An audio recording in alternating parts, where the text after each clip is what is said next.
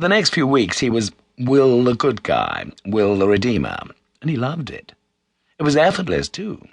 He never managed to strike up much of a rapport with Maisie, Angie's mysteriously sombre 5-year-old, who seemed to regard him as frivolous to his core. But Joe, the 3-year-old, took to him almost at once, mostly because during their first meeting Will held him upside down by his ankles. That was it.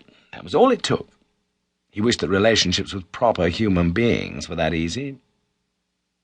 They went to McDonald's. They went to the Science Museum and the Natural History Museum. They went on a boat down the river. On the very few occasions when he had thought about the possibility of children, always when he was drunk, always in the first throes of a new relationship, he had convinced himself that fatherhood would be a sort of sentimental photo opportunity, and fatherhood Angie's style was exactly like that. He could walk hand in hand with a beautiful woman, children gambolling happily in front of him, and everyone could see him doing it. And when he'd done it for an afternoon, he could go home again if he wanted to. And then there was the sex. Sex with a single mother, Will decided after his first night with Angie, beat the sort of sex he was used to, hands down.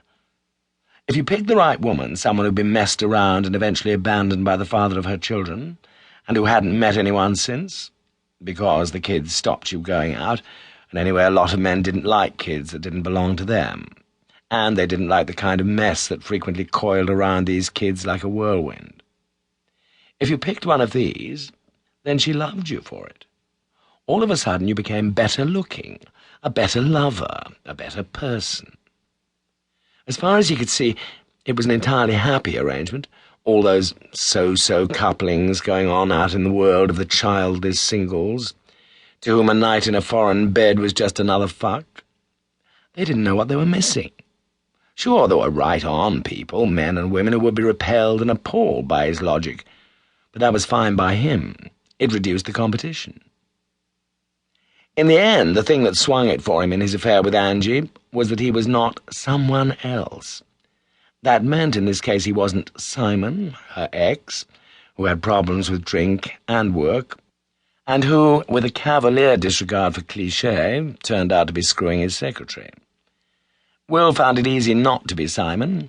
He had a positive flair for not being Simon. He was brilliant at it. It seemed unfair, in fact, that something he found so effortless should bring him any kind of reward at all. But it did.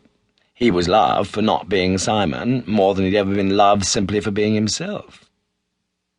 Even the end, when it came, had an enormous amount to recommend it.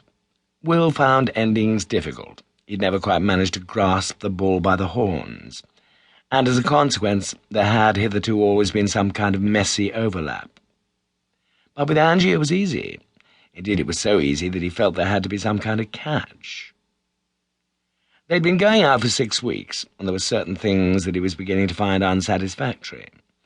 Angie wasn't very flexible for a start, and the whole kid thing really got in the way sometimes. The week before he'd bought tickets for the new Mike Leigh film on the opening night, but she didn't make it to the cinema until 30 minutes after it had started, because the babysitter hadn't turned up. That really pissed him off, although he felt he managed to disguise his annoyance pretty well, and they had a reasonable evening out anyway. And she could never stay over at his place, so he always had to go round there, and she didn't have many CDs, and there was no VCR or satellite or cable, so on a Saturday night they always ended up watching NYPD Blue and a crap-made-for-TV movie about some kid with a disease. He was just beginning to wonder whether Angie was exactly what he was looking for, when she decided to finish it. They were in an Indian restaurant on Holloway Road when she told him, "Will, I'm so sorry, but I'm not sure this is working out." He didn't say anything. In the past, any conversation that began in this way usually meant that she'd found something out, or that he'd done something mean, or stupid, or grotesquely insensitive. But he really thought that he'd kept a clean sheet in this relationship.